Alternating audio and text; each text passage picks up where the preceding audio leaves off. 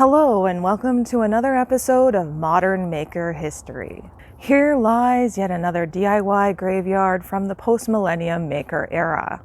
During this time period, it was common for makers to use foam, styrofoam, and other foam derivatives to make amazing works of art for the Halloween season.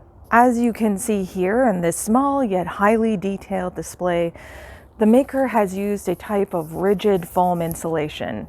This type of foam insulation would have been easily purchased from their local hardware store during that time. It was common for makers during this time to purchase this foam in handy packs to use for larger projects or to keep on hand for future crafting adventures. This rigid foam appears to have been about 1.5 inches thick.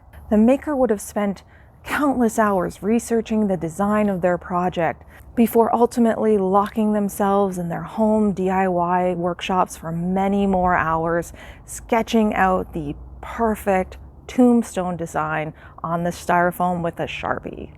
The Sharpie was probably not the best tool for this job because there was no way to erase the maker's mistakes.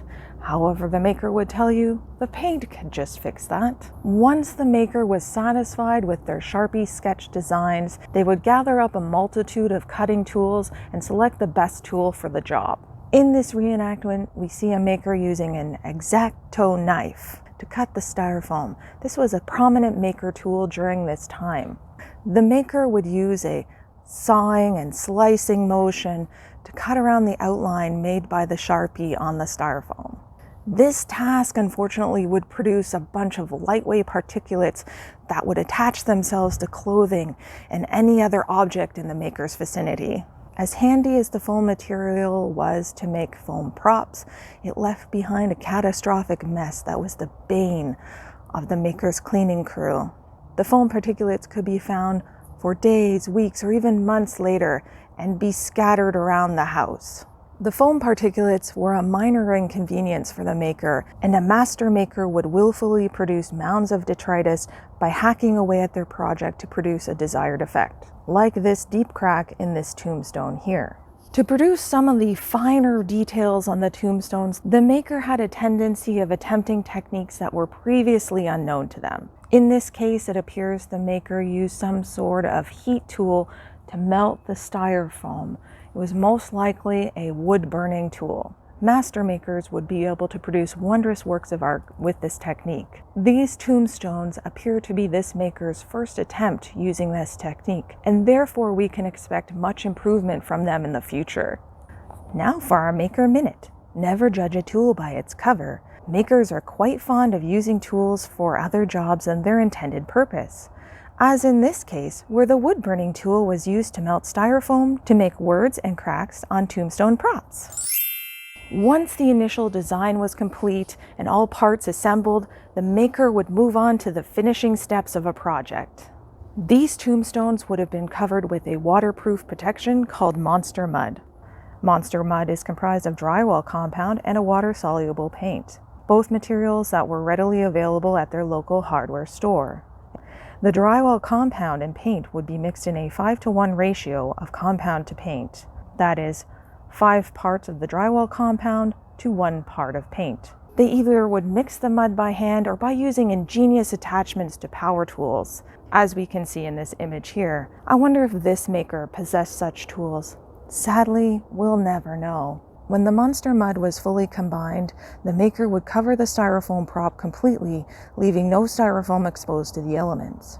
Sometimes the maker's pet would visit them during this time because it had most likely been hours since the pet had seen their master, and they were presumably desperate for treats or pets. By this time, the maker's hands would be covered with a thick coat of the monster mud, and most likely glue and paint as well.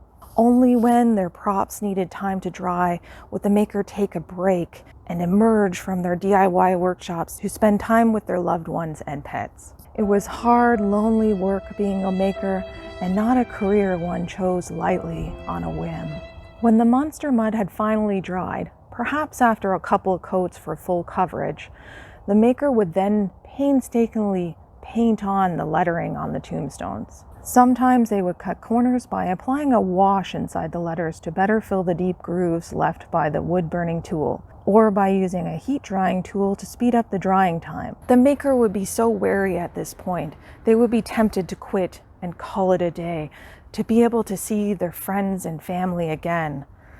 And some would, while others would press on to the final step of the project to make their works of art pop and look magical. Washes during this time were often referred to as magic in a bottle or talent in a bottle. Makers would use a wash which comprised of heavily watered down acrylic paint to give their projects that final glow up. This maker would have combined brown and black acrylic paint with an ample amount of water. They would have brushed it over the entire prop and either wiped it off or blotted it off depending on the desired effect. This would give the tombstone a natural, weathered appearance that could only be produced by going to the extra effort of applying a wash. The props would then be left to dry, sometimes using a heat gun to speed up the process.